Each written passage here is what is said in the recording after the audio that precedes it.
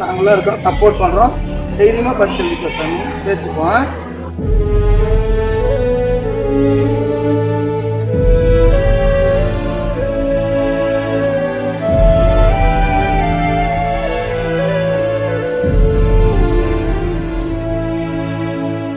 அப்பா இருந்த நிலையிலையும் சாதித்து காட்டிய மாணவி.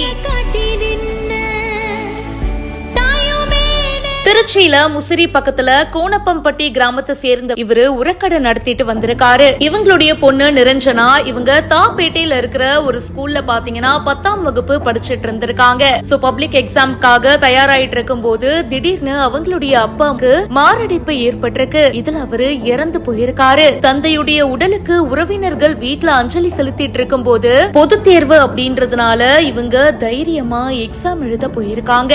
ஒரு பக்கம் அப்பா இல்ல அப்படின்ற துக்கம் இருந்தாலும் இன்னொரு பக்கம் அப்பாவோட ஆசையும் நல்லா படிக்கணும், பெரிய ஆளா வரணும் அப்படின்றதுதான். சோ அப்பாவோட ஆசையை நிறைவேற்றணும் அப்படின்னு சொல்லிட்டு இவங்க எக்ஸாம் எழுத போயிருக்காங்க. இப்போ 461 மதிப்பெண்கள் எடுத்திருக்காங்க. இதுல அறிவியல் பாடத்துல 100க்கு 100 மார்க் வாங்கி இருக்காங்க. தமிழ்ல 96, இங்கிலீஷ்ல 94, மேத்ஸ்ல 73, சமூக அறிவியல்ல 98 மதிப்பெண்கள் எடுத்திருக்காங்க.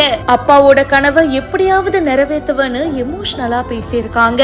இந்த வீடியோ பத்தின உங்களுடைய கருத்துக்களை கமெண்ட் செக்ஷன்ல சொல்லுங்க. மேலும் பல செய்திகளுக்கு இப்பவே பிஹைண்ட் ரூட்ஸை ஃபாலோ பண்ணுங்க.